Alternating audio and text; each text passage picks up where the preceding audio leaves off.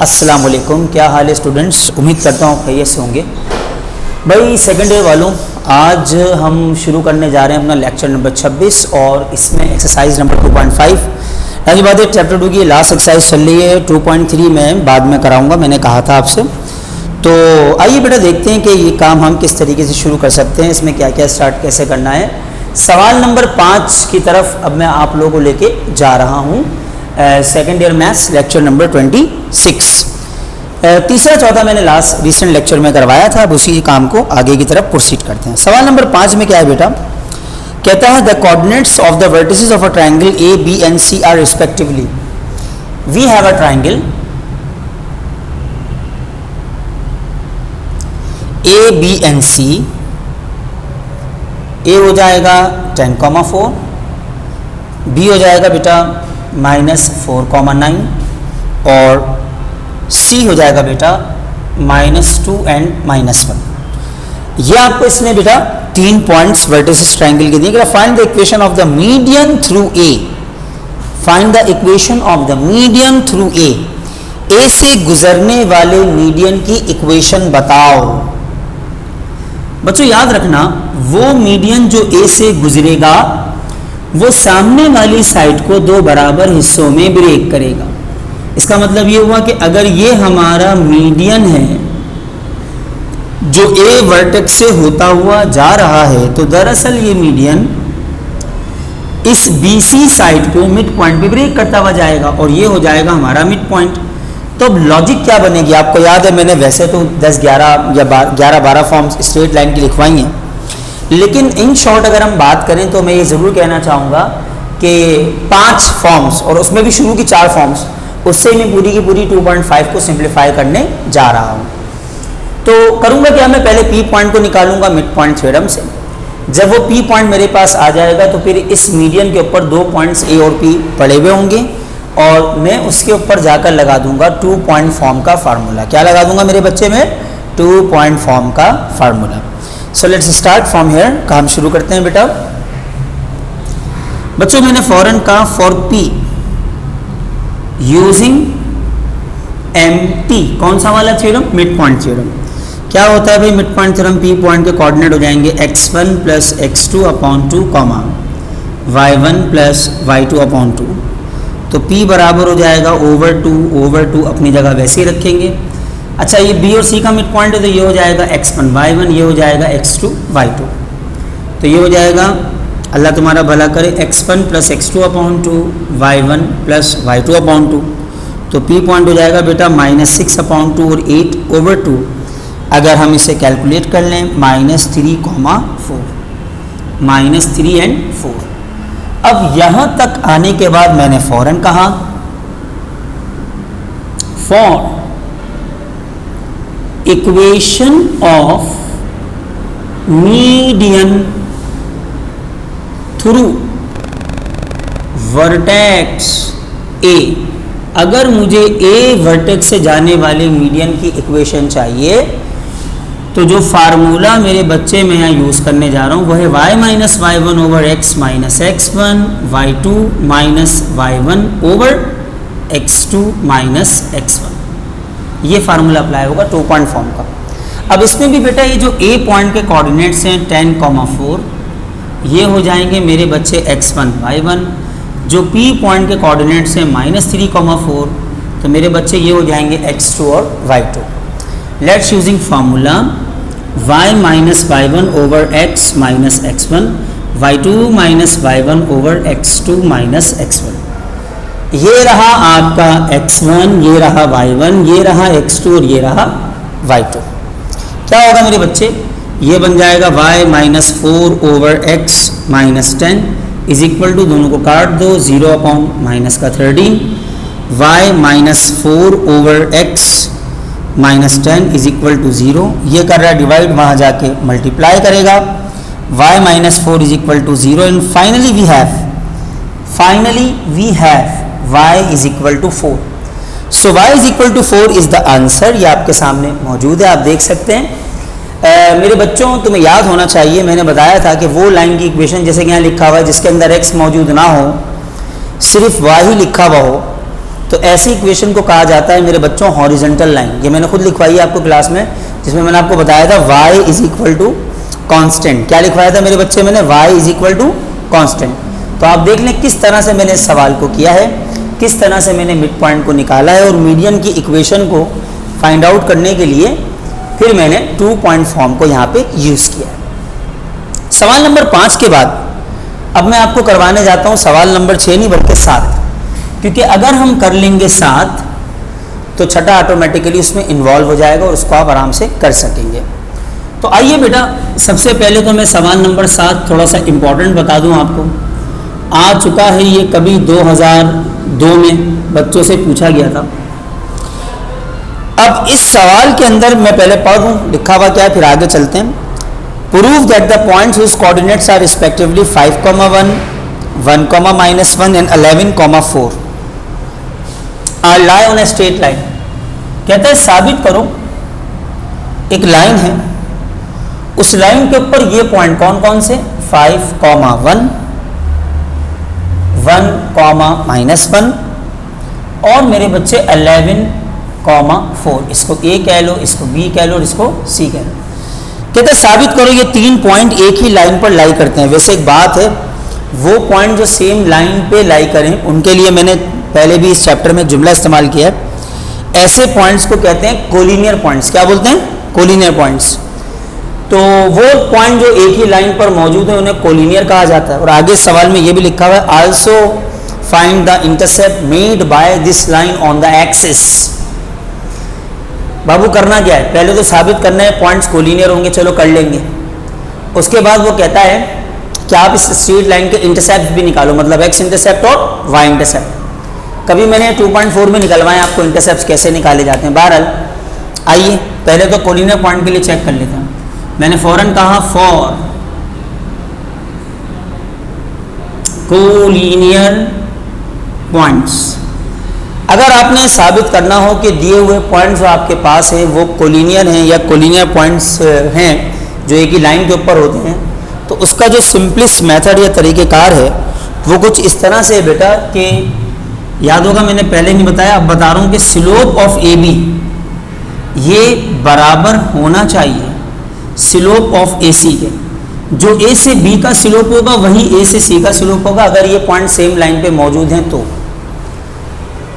अब लाजमी सी बात है, इस पे लगाना पड़ेगा slope theorem, y2 minus y1 over x2 minus x1 और y2 minus y1 over x2 minus x1।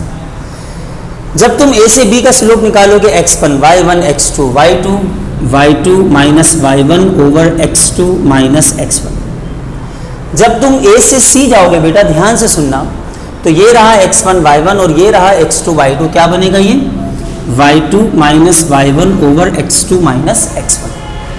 बच्चों ये हो जाएगा -2 ओवर -4, ये हो जाएगा 3/6, माइनस गया माइनस से 2/4, 3/6, 2 1 जा 2, 2 2 जा 4, 3 1 जा 3, 3 2 जा 6, हाफ। चेक करो जरा, देखा तुम किस तरह से ये दोनों आपस में बराबर आ रहे हैं। यानी अगर 2 पॉइंट्स तुम्हारे पास कोलिनियर हैं, 3 पॉइंट सेम लाइन पे हैं, तो याद रखना बच्चों इनके स्लोप्स हमेशा हमेशा आपस में बराबर होंगे। मैंने क्या जुमला बोला? इनके स्लोप हमेशा हमेशा आपस में क्या होंगे मेरे बच्चे? बराबर होंगे। अच्छा, अब इंटरसेप्ट तक जाना है तो वो कहानी कैसे होगी जरा उसको भी समझ लो। सबसे पहले तो मैं निकालूंगा बेटा इक्वेशन ऑफ स्ट्रेट लाइन, यानी वो लाइन जिसपे ये 3 पॉइंट पड़े हुए। तो आई थिंक मेरे हिसाब से जो बेस्ट फिटेड फार्मूला इसके ऊपर आता है वो स्लोप 1 पॉइंट फॉर्म वाला हो सकता है, क्योंकि स्लोप भी पता है, 3 में से कोई सा भी एक पॉइंट आप यूज़ भी कर सकते हैं, या आप चाहें तो आप 2 पॉइंट फॉर्म भी लगा सकते हैं, मर्जी आपकी है। तो मैंने कहा भाई मैं इस्तेमाल करता हूँ y minus y1 is equal to slope times x minus x1। मेरे बच्चे स्लोप ये भी है, स्लोप ये भी, दोनों स्लोप में बराबर आ रहे हैं। तो जो a पॉइंट पहला वाला हमारे पास है ना 5,1, इसको हम ले लेते हैं x1 y1, स्लोप बराबर है किसके? हाफ के। आप इंटरसेप्ट उस वक्त तक नहीं बता सकते जब तक आपको लाइन की इक्वेशन मालूम ना हो। तो आप फॉर्मूले में वैल्यू प्लेस करेंगे y minus y1 is equal to slope times of x minus x1। 2 divide कर रहे हैं, वहाँ जाके मल्टीप्लाई करेगा, ये हो जाएगा x माइनस 5, इन सबको वहाँ भेज दो। हम चाहते हैं कि x हमेशा कैसा रहे, पॉजिटिव। बेटा ये आ गई मेरे पास स्ट्रेट लाइन की इक्वेशन, जो कि सवाल में पूछी नहीं गई थी। निष्ठा, इस सवाल में तो सिर्फ ये कहा गया इंटरसेप्ट निकालिए, तो इंटरसेप्ट निकालने के लिए मुझे इस लाइन की इक्वेशन 100% मालूम करना होगी। अब मैंने फौरन यहाँ पे लिखा फॉर x इंटरसेप्ट, और यहाँ लिख दिया फॉर y इंटरसेप्ट। याद होगा तुम्हें यार, अगर x इंटरसेप्ट निकालना हो या अगर y इंटरसेप्ट निकालना हो तो x इंटरसेप्ट निकालने के लिए आप पुट कर देंगे y की जगह 0, और y इंटरसेप्ट निकालने के लिए आप पुट कर देंगे x की जगह 0। उल्टा चलता है। जब आप y की जगह 0 डालेंगे तो ये हो जाएगा x minus 2 0 minus 3 is equal to 0, x minus 3 equal to 0, और इसका x इंटरसेप्ट बेटा कितना आ रहा है, 3 आ रहा है। जब आप यहाँ x की जगह 0 डालेंगे तो क्या होगा, 0 minus 2y minus 3 is equal to 0, minus 2y is equal to plus का 3, y का आंसर आएगा बेटा माइनस 3/2। तो ये रहा इसका x इंटरसेप्ट और ये रहा बच्चों इसका y इंटरसेप्ट। आप चेक कर सकते हैं मेरा बेटा किस तरह से मैंने ये इंटरसेप्ट मालूम किए और किस तरह से लाइन की इक्वेशन निकाली। तो एक बहुत अच्छा सवाल, एक अच्छा सवाल इस सूरत से कि आपको कोऑर्डिनेट का कॉन्सेप्ट भी बताया, फिर उसके बाद इंटरसेप्ट भी निकालना सिखाए। लेट्स हैव अ लुक, इसे देख लो। तो फिर छठा सवाल बिल्कुल इसी जैसा है जो मैं इंशाल्लाह तुम लोगों को होमवर्क दूंगा और वो करना होगा तुम लोगों ने। मतलब उस छठे सवाल में लिखा हुआ है, कुछ पॉइंट्स दिए मैं आपको, मैं ऐसे ज़रा यहाँ से रब कर दूँ फिर बताता हूँ। कुछ पॉइंट्स दिए मैं आपको छठे सवाल में ना, और क्या पॉइंट्स दिए हैं वो मैं आपको बताने जा रहा हूँ।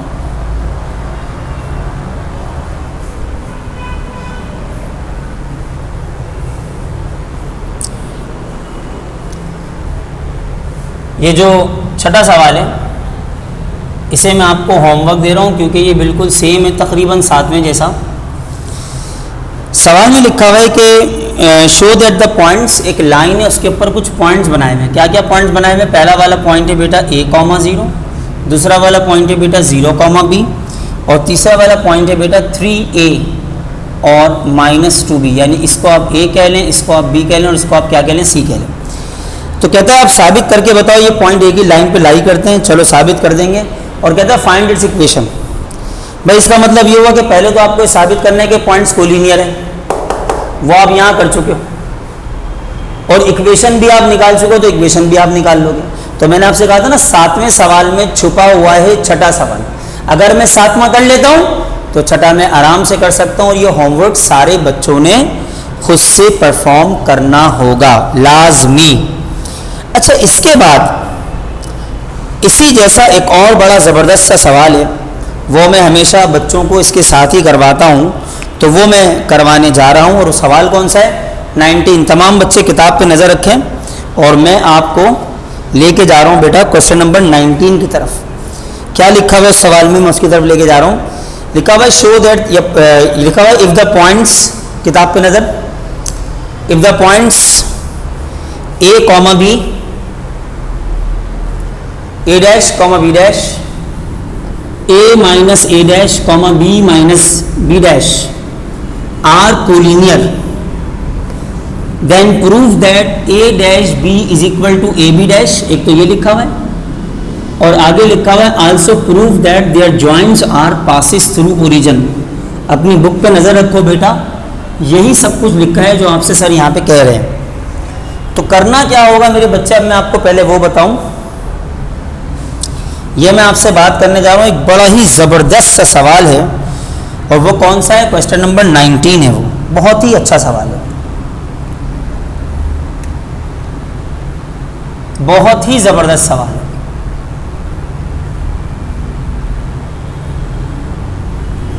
क्या कहता है बेटा वो सवाल में, सुनिएगा ज़रा ध्यान से। वो कहता है भाई हमने आपको ये गिवन कर दिया, ये चीज दे दी। क्या गिवन कर दिया कि 3 पॉइंट्स, कौन कौन से 3 पॉइंट? पहला वाला है ए कॉमा बी, दूसरा वाला है A dash comma B dash, और तीसरा वाला है A minus A dash comma B minus B dash. वो सवाल में कहता है कि हमने आपको ये गिवन किया कि ये 3 पॉइंट जो आपके सामने इस वक्त यहाँ बोर्ड पे मौजूद हैं, ये पॉइंट्स कोलीनियर हैं। ये नहीं कह रहा, ये नहीं कह रहा कि साबित करके बताओ ये कोलीनियर होंगे, ना ना ना, वो कह रहे हैं मान लीजिए कि ये पॉइंट्स कोलीनियर हैं, मान लीजिए। तो कह रहे अगर ये पॉइंट्स आपस में कोलीनियर हो, मतलब ये कि ये सेम लाइन पे लाई करते हों, तो आपको ये प्रूफ करके बताना है कि ए डैश बी बराबर होगा ए बी डैश की, पहली चीज। And also their join is passes through origin, और ये भी साबित करके बताइए कि इसका जो ज्वाइन होगा वो कहां से होता हुआ जाएगा बेटा? ओरिजिन से। कहां से होता हुआ जाएगा मेरे बच्चे? वो ओरिजिन से। यानी आगे चल के आप ये भी साबित कीजिए, इस सवाल में बड़ा क्लियर लिखा हुआ है, आगे चल के आप ये भी साबित कीजिए कि ये स्ट्रेट लाइन जो आपके पास है ये कहां से होती हुई जा रही है? ओरिजिन से। बेटा कहां से होती हुई जा रही है? ये ओरिजिन से। आओ भाई देखते हैं कैसे होगा ये। पहली चीज तो ये कि मैंने फौरन कहा कि वी नो दैट, जैसे कि हम जानते हैं, for collinear points, collinear points के लिए हम अच्छी तरह जानते हैं कि स्लोप ऑफ ए बी ये बेटा बराबर होगा स्लोप ऑफ ए सी। वही वाली बात मैंने कहा ना, बराबर लाना नहीं है, बराबर लेके चलना है, क्योंकि सवाल में दिया गया है कि पॉइंट्स कोलिनियर हैं, प्रूव नहीं करना। फिर दोबारा बोल लो। अच्छा भाई, अगर ए बी पे हम स्लोप थ्योरम लगाने जाएं, जैसे y2 minus y1 over x2 minus x1 वाला फार्मूला, और लादी बात है दोनों तरफ ही लगेगा। तो अगर आप ए से बी जा रहे हैं, x1 y1 x2 y2, क्या बनेगा? ये y2 minus y1 over x2 minus x1, और यहाँ क्या होगा? x1 y1 x2 y2, y2 minus y1 over x2 minus x1। अभी तो सुनो बेटा, ये b प्लस और माइनस का, ये a प्लस और माइनस का क्या हो जाएगा? कैंसिल। आफ्टर कैंसिलेशन यार मेरे पास क्या बचेगा? b dash minus B A dash minus A is equal to minus का b डैश ओवर माइनस का a डैश, माइनस से माइनस भी क्या हो गया? कैंसिल।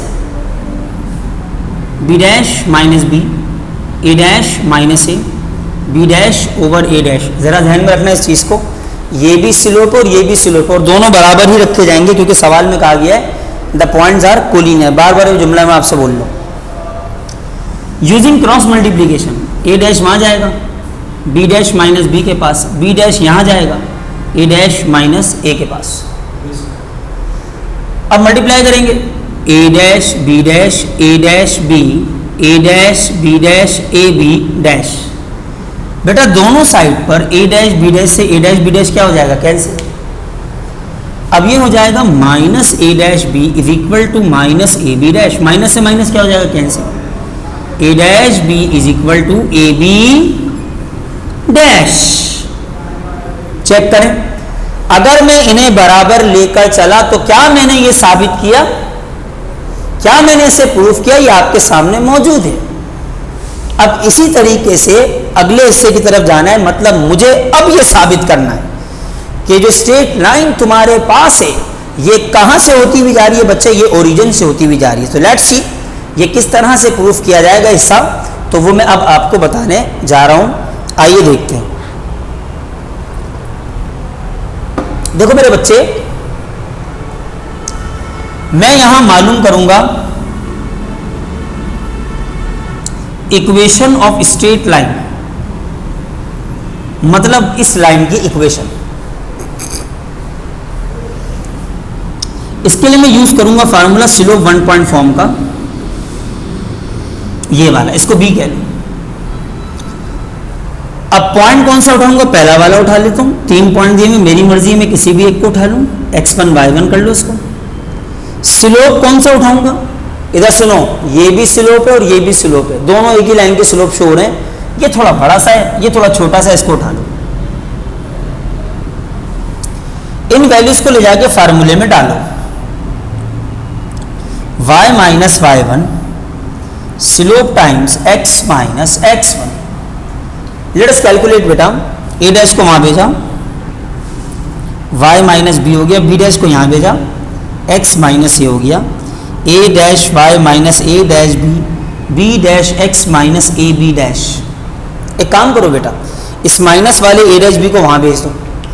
अब जैसे ही तुम इसे उस साइड पर या उस एंड पर भेजोगे तो क्या होता है, आओ जरा देखते हैं। मैं इसे मिटा दूं थोड़ा सा, यहाँ से आपके पास तो रिकॉर्डेड लेक्चर्स होता है, उसे स्क्रीनशॉट लेके आप आराम से अपना रजिस्टर मेंटेन कर सकते हैं। बड़ी अच्छी बात है अगर आप ऐसा कर रहे हैं तो।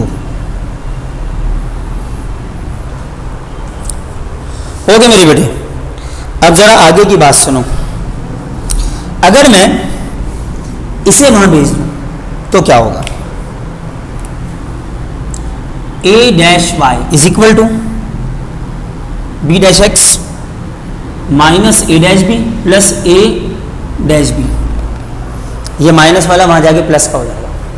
अब जरा मेरी बात ध्यान से सुनना बेटा, मैंने फौरन कहा फ्रॉम इक्वेशन a, जरा इक्वेशन a में जाके चेक करो, a डैश b किसके बराबर आ रहा है, a b डैश के। तो क्या ये दोनों आपस में एक दूसरे से कट जाएंगे, क्यों कट जाएंगे, क्योंकि दोनों आपस में क्या है, बराबर हैं। इसका मतलब अब मेरे पास क्या बचा, a dash Y is equal to B dash X. इसको भी लिख सकते हैं y is equal to B dash upon a dash times of x। आपस की बात है, मैंने खुद क्लास में पढ़ाया है कि कोई स्ट्रेट लाइन जो ओरिजिन से होती भी जाए उसकी इक्वेशन होती है y is equal to M X. याद करो जरा ध्यान से, क्या इक्वेशन होती है उसकी, उसकी इक्वेशन होती है y is equal to M x.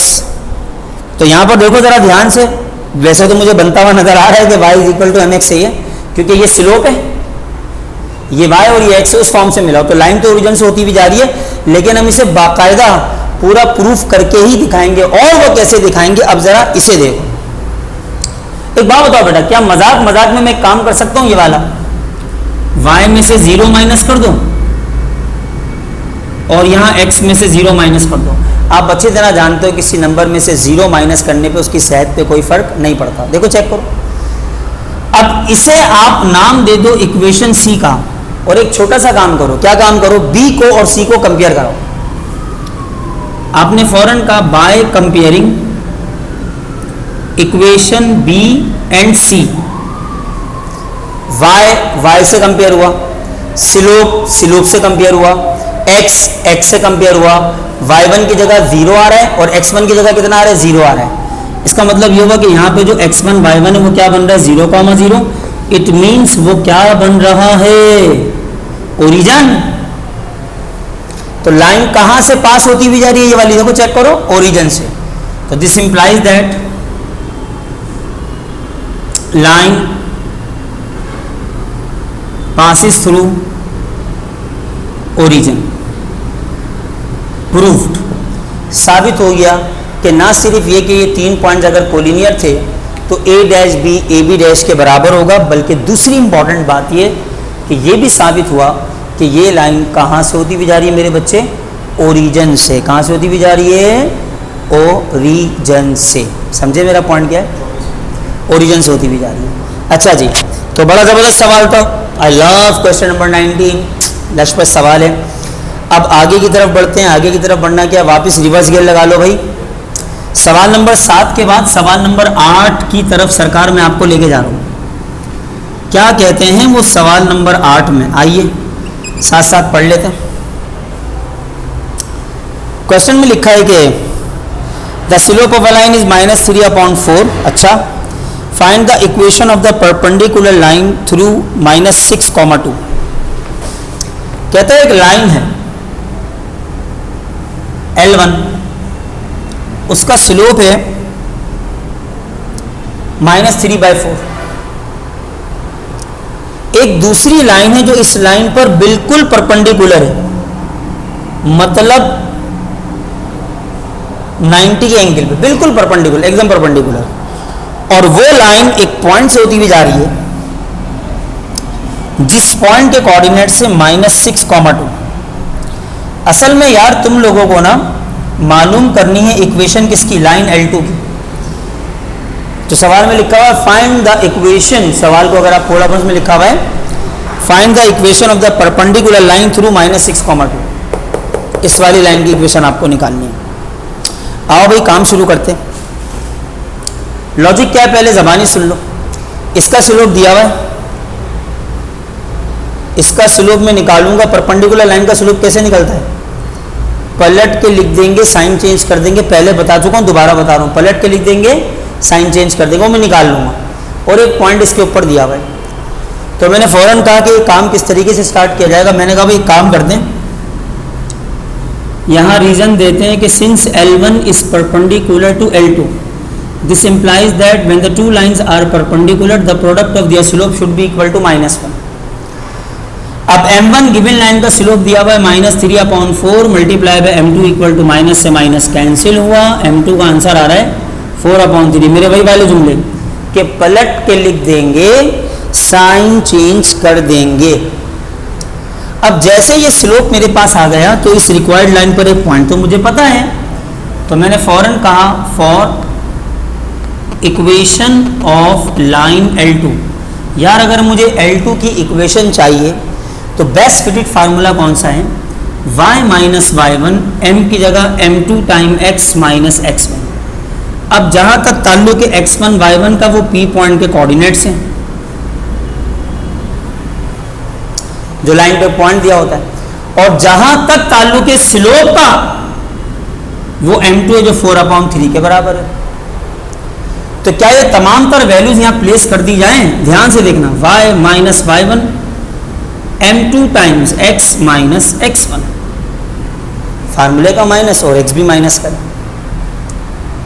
3 करा डिवाइड, बेटा वहां जाके मल्टीप्लाई करेगा, 4 अपनी जगह, माइनस माइनस प्लस हो जाएगा, 3y 3 2 6 4x 6 4 24, इन सब को वहाँ भेजो, 4x minus 3y plus 24 plus 6 4x minus 3y plus का 30, या 4x minus 3y plus 30 is equal to 0। Now this is the required equation of straight line, this is the required equation of straight line. आप सारे बच्चे देख सकते हैं कि किस तरह से, किस अंदाज से मैंने इसे सॉल्व किया है और किस तरह से बेटा मैंने इसके आंसर्स कैलकुलेट किए। So let's have a look of question number 19 and question number 8।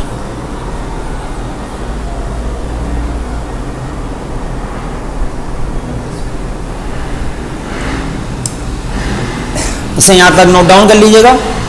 इंशाअल्लाह ताला जैसे ही मैं आपसे नेक्स्ट लेक्चर में मिलूंगा मेरा बच्चा, लेक्चर नंबर 26 के बाद अब 27 में, क्योंकि 26 में चल रहा है, तो 27वें लेक्चर में इसे हम कोशिश करेंगे वाइंड अप की तरफ ले जाने की।